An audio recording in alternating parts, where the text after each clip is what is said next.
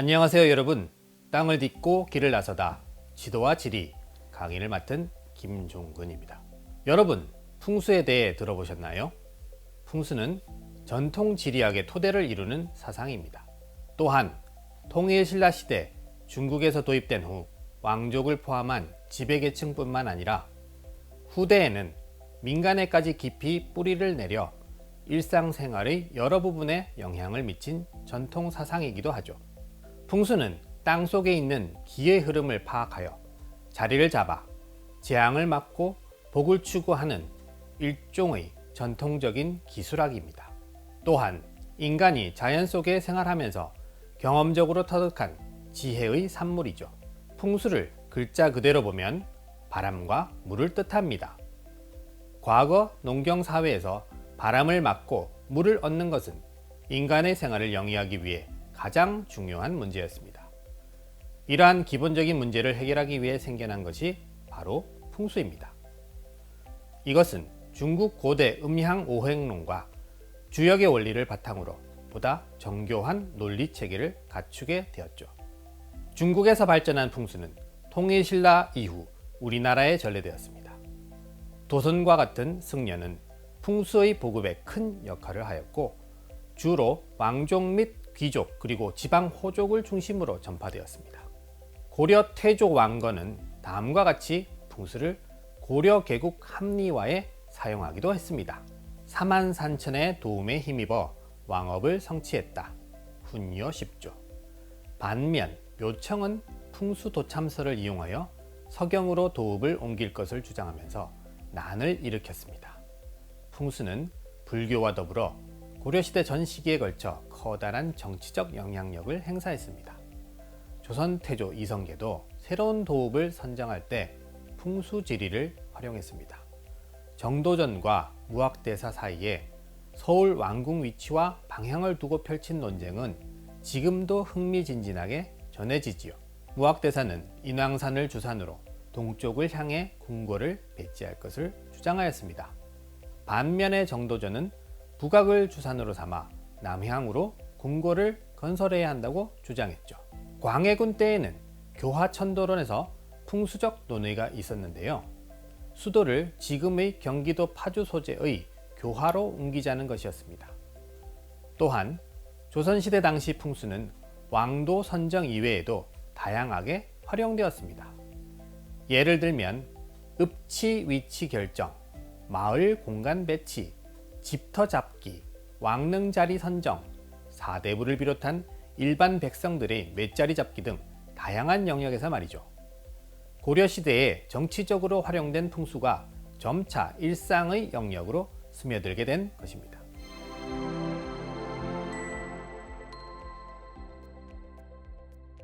풍수는 크게 양택풍수와 음택풍수로 구분됩니다. 양택풍수는 집터나 마을의 입지, 도읍 결정 등 살아있는 자들을 위한 입지 선정입니다. 반면 음택풍수는 맷자리 잡기로 죽은 자를 위한 입지 선정입니다. 두 풍수에 공통점이 있나요?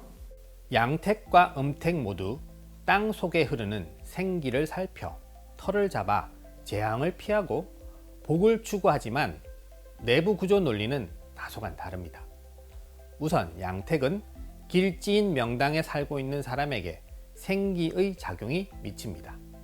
반면 음택은 생기의 작용을 받은 유골이 그 음덕을 자손에게 물려주는 구조입니다. 이러한 설명은 다소간 합리적 설명이 힘든 신비적 요소를 포함하고 있습니다. 양택 풍수는 입지 결정뿐만 아니라 지역 공동체를 안정적으로 유지하는 데 매우 중요한 기능을 합니다.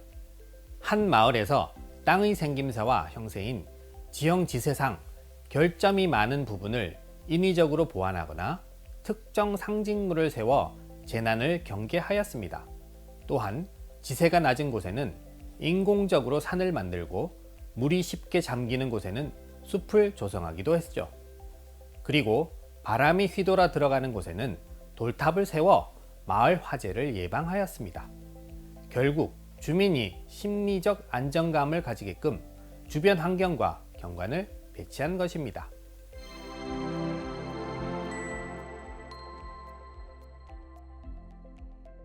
전통적으로 우리 조상들은 국토를 생명체인 인간의 모습에 비유했습니다. 구체적인 인간의 형상으로 백두산은 머리, 그 아래가 몸통, 제주도와 대마도는 양쪽 발이 됩니다. 이러한 인식은 아래의 윤영이 남긴 글에서 살펴볼 수 있습니다. 대체로 우리나라의 지형은 북쪽은 높고 남쪽은 낮으며 중앙은 좁고 아래쪽은 넓다. 백두산은 머리가 되고 대관령은 등성마루가 되어 마치 사람이 머리를 기울이고 등을 굽히고 선 것 같다.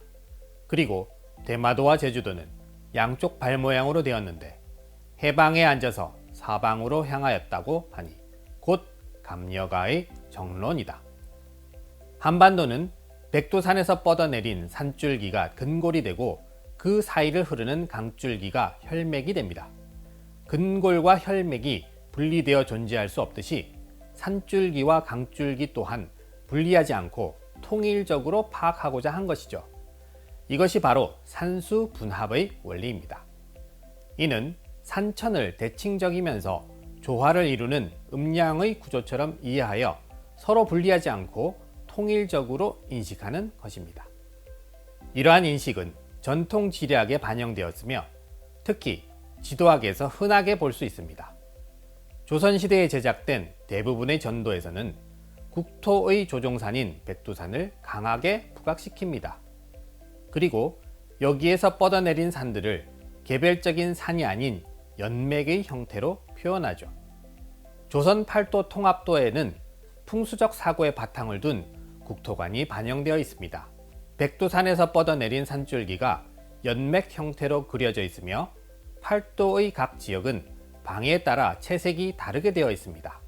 지도 여백에는 지형 여인립이라고 적혀 있는데요. 즉 땅의 형태가 사람이 서 있는 것과 같다라는 뜻입니다.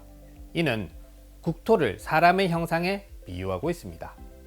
아울러 해, 좌, 사, 향이라는 국토의 좌향을 제시합니다. 이는 방위를 중시하는 풍수의 영향입니다. 또한 군현지도에도 풍수사구가 나타나는데 읍치에 이어지는 주맥을 강조하거나 읍치의 산줄기를 산도처럼 사방으로 둘러싼 환포형으로 표현한 사례도 있습니다. 그럼 여기까지 풍수적 지리의 인식에 대해 알아보았습니다. 감사합니다.